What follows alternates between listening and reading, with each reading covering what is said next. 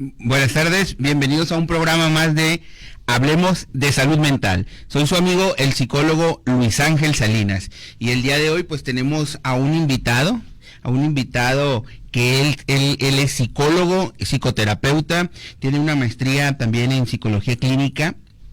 Él es Francisco Sámano Betancourt, mejor conocido como Frank Sámano. Bienvenido y gracias por la invitación. Gracias por aceptar la invitación, Frank. No, gracias a ti, Luis, por estar aquí en el programa. Encantado de participar contigo. Sí, Frank es trabajador del Instituto Mexicano del Seguro Social. Él es el encargado del servicio de salud mental en el IMSS. Aparte, también me comentas que eres presidente de un colegio. ¿Qué colegio es el que estás presidiendo ahorita, Frank? Es el Consejo Nacional de Profesionales de la Salud Mental y Física, CONSAMEF, que es un organismo que nos encargamos de difundir la importancia de la salud mental, como capacitar a los profesionales en el campo de la psicología. El fin de semana pasado celebraron el Día del Psicólogo. Vi que por ahí tuvieron su celebración con un desayuno. Estuvo ahí presente el doctor Enrique Escobar Ríos, presidente del Colegio de Psiquiatras, al cual le mandamos un saludo. Bueno, Frank, antes de empezar esta mañana vi la noticia de un joven, de un joven adolescente que tuvo su intento de suicidio.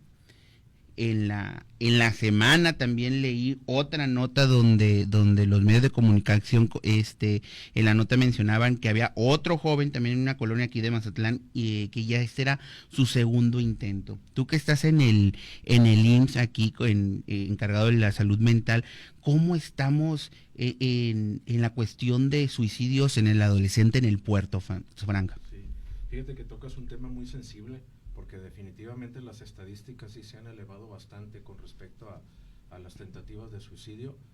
Si bien es cierto, se da principalmente en el rango de edad entre los 15 a los 30, 35 años, pero de igual manera ha habido mucha gente con mayor rango de edad que está presentando esta situación. Definitivamente el tema que tiene que ver con esto es la capacidad de afrontamiento ante la situación que a estas personas les genera estrés. Y es aquí donde no desarrollar esas habilidades tanto cognitivas como el manejo de las emociones, pues genera tener estos impulsos mal controlados con respecto a la conducta, y que conlleva a que la persona se autolesione o pueda lesionar a otras personas. Sí, en nota de, justamente con lo que dices que va en incremento, el año pasado recuerdo la nota que ofrece el encargado de la Cruz Roja y de Protección Civil, donde decían que había el año pasado estadísticas de un caso de llamado de auxilio al 911 por casos de estos de suicidio. Entonces, realmente si esos son los reportados, realmente cuál es la verdadera estadística, ¿no, Frank? Bueno, Frank, y el tema que nos lleva el día de hoy, estrés y diestrés, que es para el público de aquí del programa Hablemos de Salud Mental. Bueno, no todos son profesionales, ¿no? Está para la ciudadanía en general, pero aquella persona que escucha estrés inmediatamente lo asocia con algo negativo, de que estoy estresado, ya no aguanto el estrés, me voy a desestresar. Entonces, realmente, ¿qué concepto nos puedes dar o qué concepto podemos manejar en esta entrevista para que nuestro público pueda entender qué es el estrés? Claro, fíjate que tocas un tema exactamente como lo dices. Generalizamos la palabra estrés. El decir estrés ya lo tipificamos como algo negativo, como algo malo, que nos cansa, que nos preocupa, que hace que mi atención divague ante el problema que presento. Pero pues la definición de estrés es un término general. Para los que nos están viendo, el entender el estrés es una reacción que el ser humano tiene, tanto fisiológicamente como psicológicamente, ante las situaciones que para nosotros son consideradas como importantes, ¿no? Y que en este caso, cuando lo tomamos de manera negativa, nos genera vulnerabilidad. Pero cuando lo manejamos correctamente, aquí es cuando nos sentimos motivados en los proyectos de vida que tenemos. Y es aquí donde podemos dividir la definición de eustrés y distrés, en el cual el eustrés lo podríamos tomar como el estrés positivo y el distrés tipificarlo como el estrés negativo. Y es aquí donde ya al tener bien definida cada uno de ellos podemos identificar los detonantes en los cuales, o sea, a causal de una situación que vulnere nuestra estabilidad en la salud tanto física como mental, o que nos esté impulsando para poder llevar a cabo nuestros proyectos de vida. Ok, pues ya lo tiene usted. Hay dos tipos de estrés, vamos, el positivo y el negativo. Frank, las personas que nos están viendo a través de sus dispositivos móviles, de sus tablets, ¿cómo pueden ellos discriminar de uno del otro? Porque a veces, seguramente para más de algunos que nos está escuchando, es nuevo esto, ¿no? Que hay dos tipos de estrés, un positivo y un negativo. Para la mayoría es estrés y punto, ¿no?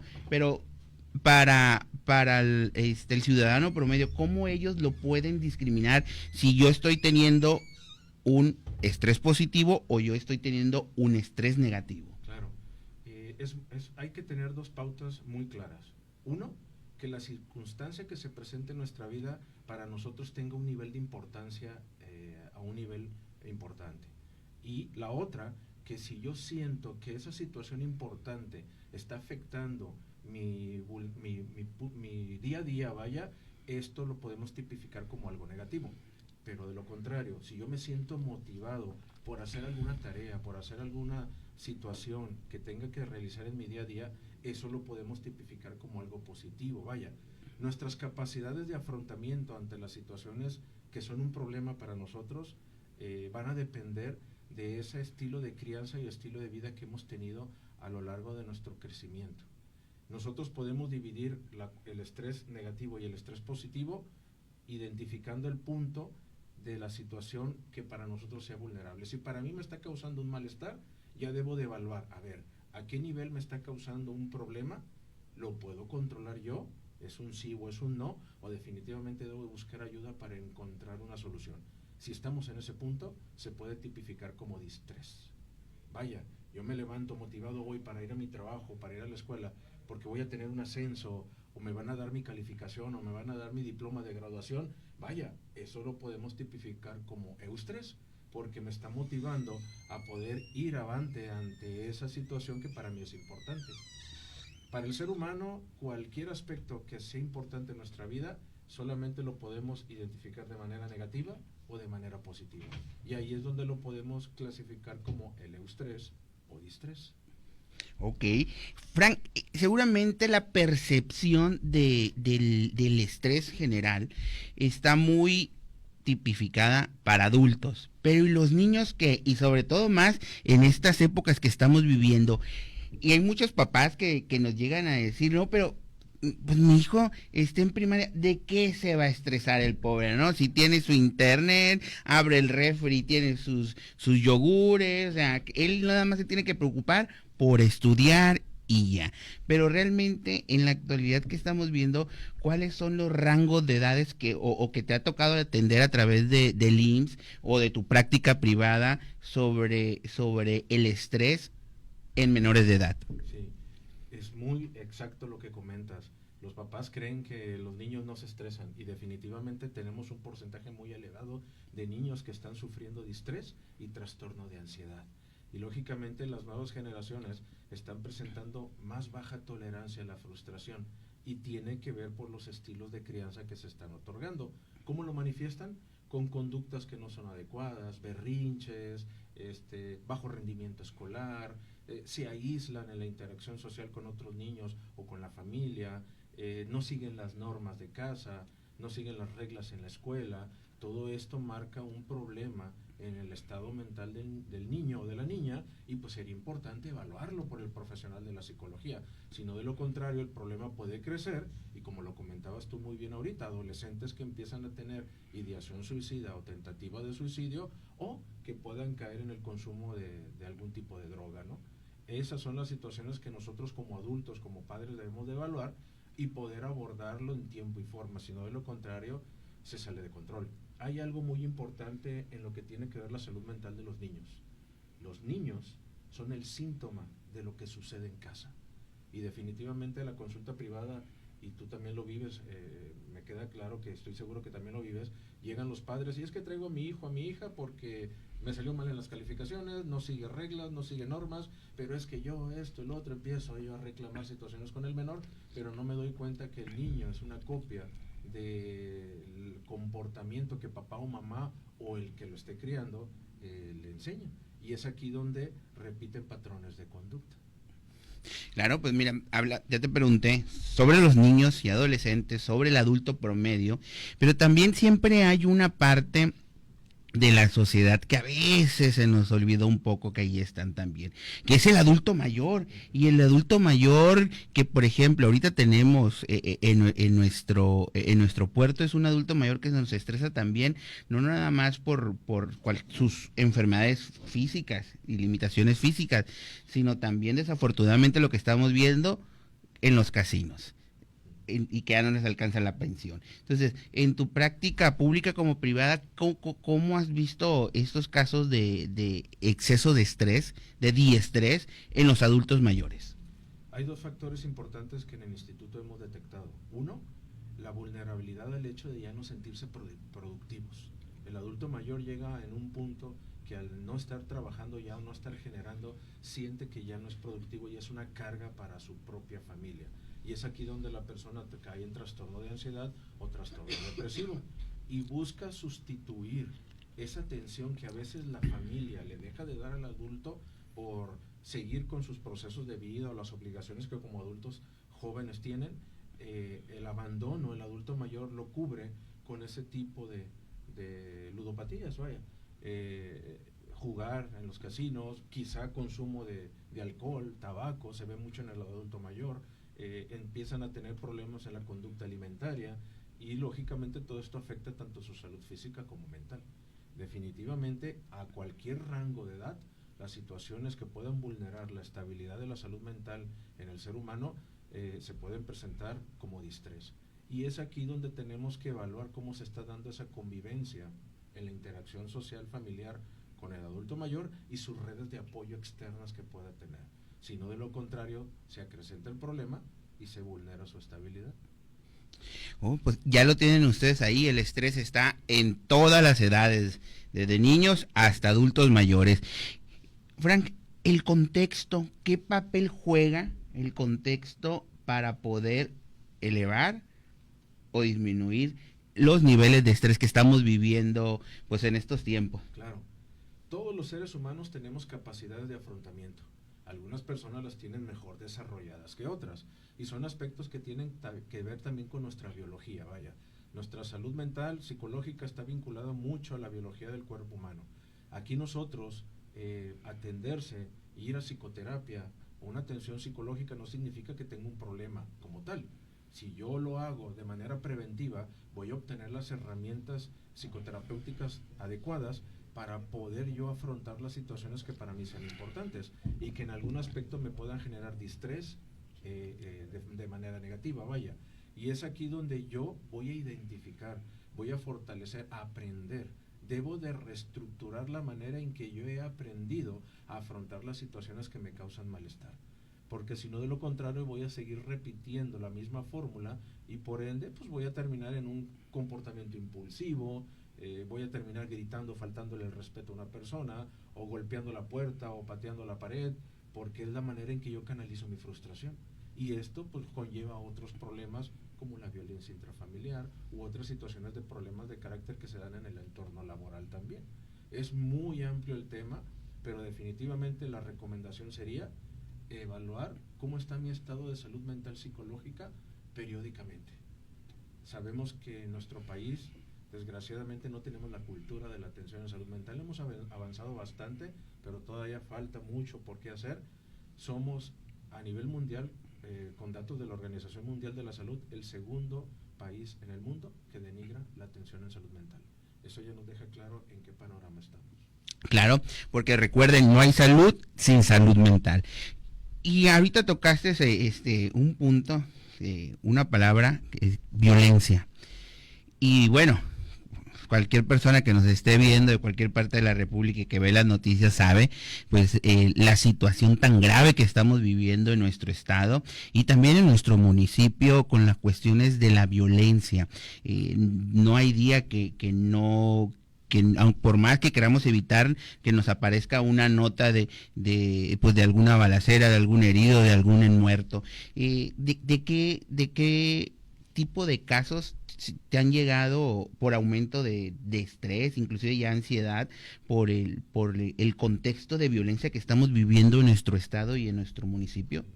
Lo que es estrés postraumático, se está presentando bastante por la violencia que estamos viviendo. También situaciones que tienen que ver con el entorno escolar y el entorno familiar. En el escolar estamos hablando del bullying. Definitivamente la violencia entre pares en todos los niveles educativos, tanto primaria, secundaria como preparatoria y universidad, se está presentando bastante. Y en las casas pues no se diga, ¿no? Aquí el problema es que muchos de los casos no se llegan a denunciar. Los que se denuncian y se tienen en estadística, pues en realidad es una parte muy minúscula de lo que en realidad está sucediendo. Ahora, en nuestro estado de Sinaloa tenemos un problema. Normalizamos la violencia. Ya el hecho de que no haya una balacera el día de hoy, pues qué raro, ¿no? No hubo una balacera. Y cuando hay una balacera, pues ya es normal, ¿no? Ya a tales horas ya los problemas de seguridad se presentan y la gente empieza a normalizar la violencia. ¿Qué sucede? Este patrón de conducta se lleva a las estructuras pequeñas como la casa, la escuela o el entorno laboral y genera disfuncionalidad en la interacción entre las personas. Y esto aumenta los niveles de estrés negativo o el distrés entre la interacción entre seres humanos, lo cual, por ende, va a haber conflictos. Y a veces no tenemos la capacidad de comunicarnos entre pares y esto conlleva que se acrecente más el problema. Y ahí es importante poder intervenir en todos y en cada una de estas estructuras para poderlo abordar de manera idónea, de acuerdo a las necesidades que el entorno está presentando y poder dar las herramientas necesarias. ¿Y quién es el adecuado para hacer eso? El profesional de la psicología. Muy bien. Frank, el adulto pues puede decir me siento estresado, puede identificar los síntomas, puede ir a pedir ayuda, pero bueno, un niño, un adolescente no es tan fácil de expresarlo porque a veces ni siquiera entiende lo que está sintiendo. Uno como papá, para todos aquellos papás que nos están viendo, ¿en qué conductas tenemos que prestar atención para poder detectar que mi hijo o mi hija está elevándose sus niveles de estrés negativo o de diestrés? Claro. Uno de los focos rojos que podemos ver es el aislamiento social. El que pase muchas horas metido en su habitación o que no desee convivir con el entorno familiar. Esto es muy importante. Reitero, estamos normalizando conductas que no son adecuadas y aquí ya hay un problema en la manera en que el muchacho, la muchacha o el niño, la niña está canalizando la cuestión del estrés negativo. 2, el bajo rendimiento escolar o la deserción escolar o el hecho de que empiece a incrementar las mentiras con respecto a cumplimiento de tareas dentro del entorno escolar o del entorno familiar. Todo esto, si los padres no afinan ese ojo clínico como papás, por decirlo de alguna manera, pues lógicamente se les va a escapar de las manos y el problema va a crecer. Y esto va a conllevar a que el adolescente o el niño empiece a buscar en otros lugares que no son adecuados para él ese cobijo que en casa no está encontrando con los seres queridos, que son las imágenes de autoridad, que en este caso son los tutores o los padres. Entonces definitivamente el aislamiento, el incumplimiento de reglas, el no cooperar en las actividades de casa tiene que ver con la adherencia o ese sentido de pertenencia. Si no lo está generando el niño o la niña o el adolescente, entonces como padres tenemos que evaluar de qué manera estamos llevando la crianza y cómo estamos haciendo esa cohesión en el entorno familiar para corregir. Si no, de lo contrario, tarde que temprano va a conllevar a situaciones muy graves. Entiendo. Bueno, a este punto quiero hacer un pequeño paréntesis para recordarles que este próximo 28 de junio es la fecha del ropatón. A todas aquellas personas que nos siguen viendo, que tengan alguna prenda que todavía, que ya no utilicen y que esté ahí guardada, solamente ocupándoles espacio en su closet o en el cuarto de alguien más, es hora de sacarla y donarla para que alguna persona que realmente la necesite la pueda utilizar. Todas aquellas donaciones de ropa en buen estado y nueva, también aceptamos nueva, se puede venir a traer aquí al estudio. En caso que no puedan venir, pueden mandar un DM y nosotros estaremos acudiendo para poder llegar a la meta de las 5 toneladas de ropa. Ahí va, pero sin duda con tu ayuda vamos a ir más rápido. Frank, pues siguiendo con este tema, comentabas hace ratito algo muy cierto. El niño es el reflejo de la familia, ¿no? Entonces, al fin de cuentas, la vida que estamos llevando ahorita, el adulto promedio, pues hay personas que se la pasan desde la mañana, no ven al niño, salen de su trabajo, tienen hasta 2 trabajos y no vuelven hasta la noche, ¿no? Y entonces lo primero que llega el niño o la niña, papá, entonces las frases de la mamá, déjalo porque viene todo estresado, tu papá, no lo vas a estresar más. Entonces, ¿de qué manera el adulto, de qué manera el adulto puede manejar mejor su estrés para tener un mejor convivio o comunicación con sus hijos? Sí, estamos en un mundo tan globalizado que las obligaciones nos cansan con respecto a lo que comentas, ¿no? El incorporar en nuestro día a día estilos de vida más saludables en la convivencia que tiene que ver con nuestros seres queridos es lo que nos va a dar la pauta para poder fortalecer ese lazo en el vínculo familiar. Hay estudios clínicos muy importantes que se marcan donde una convivencia de 5 minutos y otorgar por lo menos de 10 a 15 abrazos diarios a nuestros hijos genera un nivel de capacidad para poder entender alguna situación adversa y poderlo transmitir a esos cuidadores o a esos padres. De lo contrario, el niño o la niña o el adolescente se introyecta y definitivamente no tiene la capacidad de expresar, no va a sentir la confianza de poderse abrir con sus padres para expresar algún malestar. El poder dedicar tiempo de calidad en convivencia tanto dentro como fuera de la casa. El poder otorgar una charla constructiva con los hijos en la cual le preguntemos, oye hijo, ¿cómo te fue en tu día de hoy? ¿Cómo vas? ¿Cómo te sientes? ¿Cómo te fue en la práctica de fútbol? Etcétera, etcétera. Pues ¿sabes qué, hijo? Vamos a la tienda, vamos a comprar un helado, vamos a comprar algún snacks y en el cual aprovechemos ese camino que a lo mejor es en la misma fraccionamiento, en la misma colonia, pero ya vincula a nuestro hijo con el sentimiento que en realidad necesita él manifestar. En ocasiones los padres estamos tan inmersos en los problemas económicos y laborales y las obligaciones de llevar a casa que nos olvidamos de esos aspectos. Pero es importante. Estamos en una cultura occidental donde queremos que todo se cure inmediatamente de una forma mágica o tomar un jarabito y automáticamente se cure la situación, pero no todo funciona así.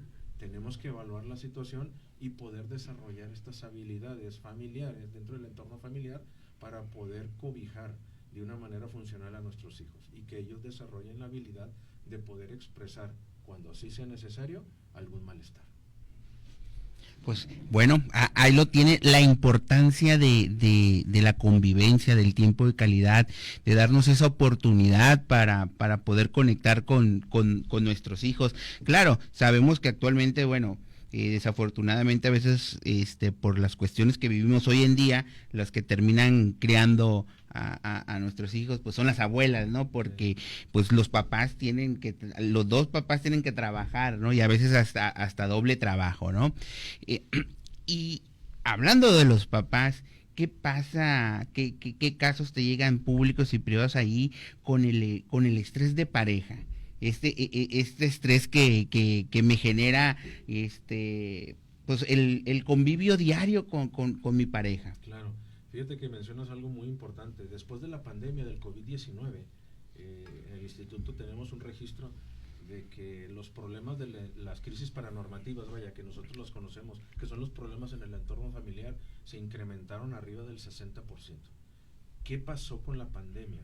Definitivamente lo único que hizo fue darse cuenta que estaban en un entorno disfuncional, vaya, que no era correcto. Nos obligaron a meternos todos en casa, que antes no sucedía porque todos estamos ocupados con nuestras obligaciones laborales y de crianza con los hijos. Nos íbamos a trabajar, en la tarde llevábamos al ballet a la hija, al fútbol al niño, yo me iba al otro trabajo. Entonces ya llegábamos en la noche, convivíamos, cenábamos, platicábamos 5 minutos y nos íbamos a dormir. ¿Qué pasó en la pandemia? Nos obligaron a estar 24/7 durante 2 años, y esto generó darse cuenta que en realidad no tenían habilidades de interacción. Y eso conllevó a muchas separaciones en las relaciones maritales y lógicamente muchos problemas con la crianza con los hijos. Aquí es donde tenemos que evaluar el hecho de que la comunicación en la pareja es uno de los pilares necesarios para poder establecer y manifestar nuestras necesidades, así como los acuerdos dentro de. Sino de lo contrario, pues esto va a generar un conflicto mayor que va a vulnerar la estabilidad de la salud mental y que por ende vamos a caer en un estrés negativo, que a final de cuentas no solamente se va a quedar ahí, se va a trasladar si a la crianza con los hijos o al desempeño laboral en el entorno en que yo me desenvuelvo. Y es aquí donde evaluar desde una generalidad para llegar a una particularidad es lo que nos va a dar un mejor diagnóstico de acuerdo a las necesidades, pues, de la persona que en este caso se encuentre buscando solucionar el problema. Fíjate que ahorita dentro de la explicación que nos estás dando, Frank, mencionas algo que no es para la población en general, pero sí hay un nicho que es así de la ejemplificación que te voy a dar, ¿no? Los papás que sobresaturan de actividades a sus hijos, ¿no? Los tienen en colegio, por ende salen más tarde que una escuela promedio pública. Saliendo, hay hijos que ahí mismo comen en el colegio, entonces ya inmediatamente ya salen al club de tareas o al taekwondo o a la natación, a las clases de regularización de química, matemáticas, y luego los fines de semana la clase de inglés y el torneo y todos los 7 días de la semana al pobre muchacho lo tienen atiborrado de actividades, que obviamente en el concepto papá es: estoy preparando a mi hijo, le estoy dando herramientas, va a tener la mejor preparación. ¿Qué tan positivo o negativo desde el punto de vista del tema del estrés nos conlleva a estas conductas? Acabas de tocar un tema súper importante. Nuestro modelo educativo en nuestro país, México, está estructurado para trabajar la cuestión cognitiva, pero se están olvidando de la inteligencia emocional. Definitivamente todo el conocimiento del mundo no garantiza que la persona vaya a tener un equilibrio en su salud mental. Modelos educativos europeos, y lo marcan las investigaciones a nivel mundial, tipifican el hecho de que en los mismos modelos educativos reservan un espacio para que los padres puedan convivir con los hijos en el aprendizaje de las diferentes materias, y de esta manera se logra también ese vínculo sentimental que estamos buscando. Hacen muchas actividades al aire libre que van a ayudar a padres e hijos a tener ese sentido de pertenencia en el núcleo familiar, lo cual acá no está pasando. El hecho de que yo tenga el concepto de que quiero preparar mucho a mi hijo para cuando sea joven o sea adulto, pues vaya, no está mal, pero debemos de cuidar también el aspecto sentimental y la inteligencia emocional de los jóvenes, de los niños. Si no, de lo contrario, los vamos a vulnerar a una capacidad muy disminuida ante las situaciones de estrés negativo o distrés, que esto tarde que temprano va a traer patologías en su estado de salud mental psicológico. Definitivamente debemos de buscar modificar. Sabemos que los planes de estudio escolares, curriculares, ya están establecidos, pero yo como papá, yo como mamá en casa, soy el que establezco las reglas de convivencia con mis hijos. Ahí es donde podemos sumar. Los papás también necesitan poder psicoeducarse para que puedan aprender este tipo de dinámicas o herramientas donde ellos también van a fortalecer ese vínculo con sus hijos. Muchas de las veces esto conlleva a que se fracture la comunicación entre padres e hijos, y pues los muchachos terminan formándose con otros grupos que los van a vulnerar, y es aquí donde aparecen muchos problemas de adicciones. Bueno, pues ahí lo tiene usted. Si bien es cierto, todos los que somos papás, nadie nos enseñó a ser papás, pero ese no es un pretexto para no capacitarnos, para no aprender técnicas, estrategias, caminos para poder abordar, tener mejor contacto, mejor comunicación, entenderlos a nuestros hijos y así poder tener una comunicación efectiva y asertiva con ellos. Y bueno, siguiendo en la misma temática, Frank, ¿qué tips le pudiera dar a los papás para que en la familia, a nivel familiar, pudieran, aquellos que se identificaron con la red flag que estás dando, y hoy a mí me pasa eso, a mí me pasa, ¿de qué manera, qué tips o técnicas les pudieras dar para que en el hogar pudieran estar bajando sus niveles de estrés negativo? Definitivamente sería acordar, como papá y mamá, establecer la regla de convivencia un día a la semana como mínimo, en el cual se desaparten un poco de televisión, se desaparten un poco de celular y convivan interactuando con sus hijos, ya sean adolescentes o sean niños, en los cuales puedan implementar juegos de mesa, puedan charlar sobre cómo les fue en la semana, o puedan charlar de los proyectos de vida que a lo mejor los jóvenes o los niños pueden tener, o esa ilusión de las vacaciones o lo que para Navidad están planificando. Parece una plática tan sencilla o tan superficial, pero créanme, el poderles dar la importancia a nuestros hijos en este sentido los va a empoderar en el manejo de las emociones y darles la oportunidad de que también manifiesten. Otro ejercicio muy bueno en este tipo de interacción de comunicación es que se plantee quizá un problema que en el entorno familiar esté y donde papá y mamá den su punto de vista, pero a la vez a los menores también les den la oportunidad de expresar: ¿y tú qué piensas, hijo? ¿Tú qué piensas? ¿O qué harías tú en esta situación? Y que ellos también, de acuerdo a sus capacidades, expresen, y esto va formando la capacidad de análisis en los menores, lo cual, conforme vayan creciendo y vayan adquiriendo más capacidad en el desarrollo de sus aptitudes, pues lógicamente va a mejorar esa capacidad de análisis. Pero esto va vinculando, va cerrando ese sentido de pertenencia en el entorno familiar, y por ende la confianza, que es invaluable, los hijos la van a crear con los padres, y en cualquier momento se van a sentir con la confianza de acercarse a ellos cuando algo los vulnera, o hay una situación externa en el entorno escolar o en el entorno social que los vulnere. Van a tener la confianza de poderlo platicar. Hemos tenido casos de tentativa de suicidios que acumularon estrés, acumularon ansiedad, acumularon depresión durante muchos meses, a veces años, y llegan a un punto de culminar con atentar con su vida. ¿Por qué? Porque no tuvieron la confianza de acercarse con esos padres o esos cuidadores y poder expresar su malestar. Ese tipo de herramientas ayudarían bastante. Dedicarnos un poquito de tiempo como papás. Mi hijo entrena fútbol, lo voy a ir a ver al entrenamiento. ¿Qué hacen? Van y lo dejan y ellos se van al gimnasio. Vaya, no está mal, pero de vez en cuando hay que tener: hijo, me voy a quedar a verte entrenar. Si vieran lo motivante que es para los niños y para las niñas que los veas jugar, se sienten los reyes del campo, y esto fortalece su capacidad emocional en los niños. Ese tipo de detalles es importantísimo para los adolescentes y los chiquitos, y otorgarlos nosotros como adultos pues va a dar esa fortaleza en ellos. Pero si nosotros como adultos a veces no sabemos expresar nuestro malestar, ¿qué podemos esperar de esos pequeños que no tienen el aprendizaje y por ende tampoco una atención profesional para poderlos guiar como debe de ser? Aquí es donde existe la posibilidad de cambio y empezar a abonar a ello. Claro, con esa a veces la mentalidad que tenemos los adultos de ganarle el famoso ganarle tiempo al tiempo, ¿no? Y pedir más de 24 horas al día, como tú dices. A veces queremos hacer 2 por 1, te dejo en el entrenamiento, yo me voy a hacer mis mandados, ya vuelvo, y a veces ya vuelvo tarde, y a lo mejor eres el único que queda ahí, ¿no? A veces por querer hacer 2 cosas al mismo tiempo. Frank, hace ratito mencionabas cómo a veces llevamos a casa otras situaciones de estrés. ¿Qué tips nos puedes dar para no llevar a casa, o cómo enfrentar, cómo reducir el estrés laboral?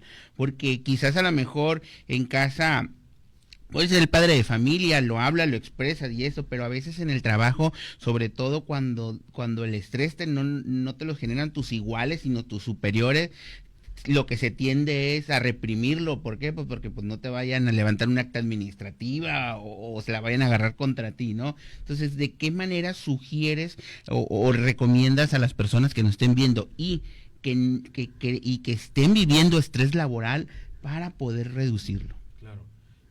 En la cuestión del estrés laboral, que ya se tipifica como síndrome de burnout, lo que nosotros debemos de hacer es, uno, buscar los canales de comunicación para solucionar los problemas que en el entorno laboral se presenten. Todas las empresas tienen una estructura bien tipificada, un organigrama, un profesiograma, y todo esto a nosotros nos va a ayudar a saber qué camino debemos de seguir. Pero cuando yo no tengo la confianza de acercarme a mi superior inmediato o a mi representante inmediato, pues esto conlleva que yo acumule de manera negativa el estrés crónico, ¿no? Que se tipifica en el trabajo como síndrome de burnout. Vaya, yo debo de aprender a comunicar de una manera asertiva mi malestar. ¿Qué sucede? Como yo tengo miedo que me vayan a quitar mi trabajo, mejor me callo. Pero si yo no canalizo eso, voy a enfermar. Si yo no lo puedo hacer en el entorno laboral, debo de empezar a desarrollar habilidades conmigo mismo, y para ello hay muchas técnicas que por medio de la atención psicológica se le pueden enseñar a la persona para que aprenda a canalizar esa situación de estrés negativo y posteriormente fortalecer su capacidad para comunicar ya al superior inmediato y seguir un proceso evolutivo para la capacidad de comunicación. Lógicamente sumando también aspectos que me ayuden a liberar ese estrés que en el trabajo adquirí, ¿no? La actividad física es una herramienta fundamental. El arte, la práctica del arte, la música, el dibujo, todas esas son habilidades que el ser humano a veces dejamos de lado porque no las vemos importantes, pero hay investigaciones que marcan que ayudan bastante a controlar los niveles de estrés. Hay veces que la lectura es muy buena, y más cuando son temas que nos atrapan, que nos gusta de acuerdo a lo que estamos leyendo, ¿no? Y lógicamente la convivencia con nuestros seres queridos. Eso nos va a ayudar a nosotros a estarnos depurando constantemente de los niveles de estrés que estamos acumulando en el entorno laboral. Ahora, hay que tipificar lo que es un estrés crónico asistencial, como el síndrome de Burnout en el trabajo, y otra cosa que esté pasando a una situación más grave que ya tenga que ver con un marco jurídico, ¿no? Ahí hay una línea muy delgada, y que para ello los profesionales en el campo de la salud mental pues, son los idóneos junto con el profesional que tipifica la cuestión jurídica para poder determinar hasta qué punto está escalando el problema y que esté vulnerando la salud mental del trabajador. Ok, pues ahí lo tienen ustedes también, otro para poder enfrentar el estrés laboral. Frank, ahora, hemos estado desde hace ya un par de añitos hablando, bueno, algunos teóricos mencionan y en las redes sociales a través de memes también, la famosa generación de cristal, niños blanditos, pero de tu experiencia y de tanto en lo público como en lo privado, estas generaciones estamos menos capacitados para afrontar el estrés, o qué es lo que está pasando que ahora pues se tienen estos sobrenombres a nuestras nuevas generaciones de compararlos con o ponerle esta etiqueta de frágil. Claro. Los tiempos están cambiando, es una realidad. Ya no son los mismos que les tocaron a nuestros papás o a nuestros abuelitos. Pero si bien es cierto, los estilos de crianza son los que marcan la variabilidad de la manera en cómo las nuevas generaciones afrontan las situaciones que les causan malestar. ¿Qué tenemos que hacer? Tenemos que evaluar cómo nosotros estamos criando a nuestros hijos y ver si nosotros les estamos instaurando de manera indirecta o consciente el hecho de que sean menos tolerantes a la frustración. El hecho de que desde bebés nos estemos acostumbrando a que se calman el llanto con prestarles el celular o prestarles una tableta o prenderles la televisión con una caricatura que quieran, y ya tenerlos horas y horas pegados a ese equipo electrónico, pues conlleva a que generen cierta dependencia. Vaya, es una adicción. Y en lugar de estarlos sumando actividades que puedan fortalecer sus capacidades, tanto cognitivas como físicas, pues lógicamente minimizamos esto. Por ende, generan esa dependencia y por eso reaccionan de una manera que no es adecuada. Con las rabietas, con los gritos, con los llantos.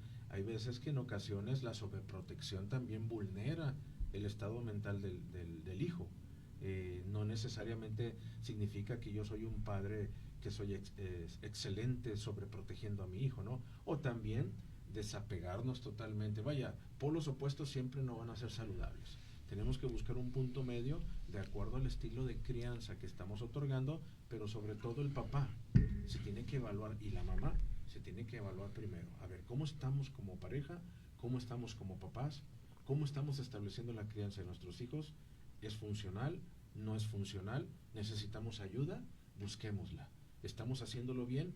Vamos, sigamos con el mismo plan. Se tiene que platicar constantemente todo esto, y no se tiene esa cultura en nuestro país. Entonces aquí cabe un tips muy bueno, poder establecer esas pautas como padres y poder detectar en un determinado caso una necesidad en nuestro hijo que tenga que ver. Enseñar a nuestros hijos a que todos somos parte de esa familia, a que todos somos parte de ese entorno donde vivimos, genera sentido de pertenencia. Pero a veces acostumbramos a los hijos a que les hacemos todo, y cuando llegan a la adolescencia ya queremos que nos ayuden en casa, pero 12, 13 años los enseñamos a que nosotros les hacemos todo, pues va a ser muy difícil romper de la noche a la mañana con esa conducta dependiente, ¿no? Son aspectos que no vemos hasta que la situación ya está grave en la adolescencia, y es aquí donde hay que evaluar todos estos aspectos, y si solos no podemos, no sabemos, busquemos al profesional. Bueno, pues ahí lo tienen ya de voz del psicólogo Francisco Sámano Betancourt. La crianza es fundamental, y a veces nosotros nos estamos quejando de lo que nosotros mismos como padres criamos. Al fin de cuentas.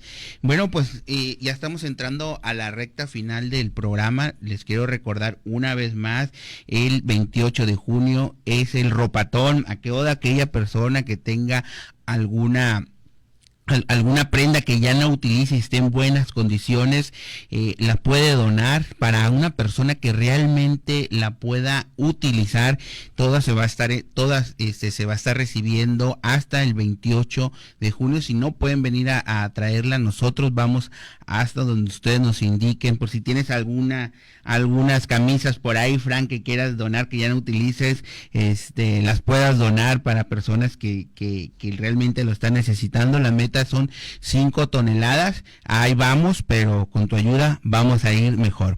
Frank, y pues de manera de conclusión, ¿de qué manera podemos concluir este tema tan interesante que todas las personas, tanto que estamos aquí en el estudio como que nos están viendo, los hemos vivido alguna vez, que es el estrés, tanto positivo como negativo? ¿De qué manera podemos concluir, Frank? Evaluemos nuestras fortalezas y nuestras oportunidades de mejora, y con base en eso vamos a darnos cuenta en dónde debemos de trabajar para fortalecer, y las otras mantenerlas equilibradas para que puedan funcionar. Otro punto importante: siempre tengamos claro nuestras prioridades de vida, que esas prioridades de vida vayan en concordancia con nuestra familia, con nuestro trabajo y con nuestro desarrollo propio como seres humanos, ¿no? Y el tercer punto: inculcar en nosotros mismos y en nuestra familia la atención a la salud mental. Así como a veces voy con el médico una vez a checarme al año, un chequeo general, de igual manera hacerlo en mi estado mental va a dar la certeza que vamos por buen camino. Y si no, pues recibiremos el acompañamiento profesional del idóneo para que nos pueda apoyar. Y sobre todo, siempre comunicar. No guardarnos las circunstancias que nos molestan, que nos enojan, que nos frustran, hasta llegar a un punto de no soportar más y explotar de una. El ser humano es el único que con el puro pensamiento nos causamos enfermedad. Y es aquí donde debemos de aprender a canalizar esas situaciones. ¿Cómo? Aprendiendo a comunicar en tiempo y forma, con la persona adecuada, para poder llegar a una solución ante la situación, antes que se vuelva un conflicto insostenible. Muy bien, él es el psicólogo Francisco Sámano Betancourt. ¿Dónde te encontramos? Bueno, ya ahorita dije que estás como responsable de la salud mental en el Instituto Mexicano del Seguro Social, pero también sé que estás en la práctica privada. ¿Alguna persona que te quiera contactar, en qué número te encuentra, Frank? Claro, en el número 669-240-2291. 669-240-2291. Ahí con mucho gusto un servidor los atiende directamente. Bueno, pues ahí lo tienen ustedes, el número del psicólogo Francisco Sámano para cualquier consulta. Yo no me queda más que agradecer a todos ustedes por continuar con nosotros en este programa de Hablemos de Salud Mental, a nuestro invitado del día de hoy, el psicólogo Francisco Sámano Betancourt, y pues no queda más que decirles que estaremos aquí igual con ustedes el próximo martes a la misma hora. Yo soy su amigo el psicólogo Luis Ángel Salinas y recuerden, acudan a su profesional de la salud mental.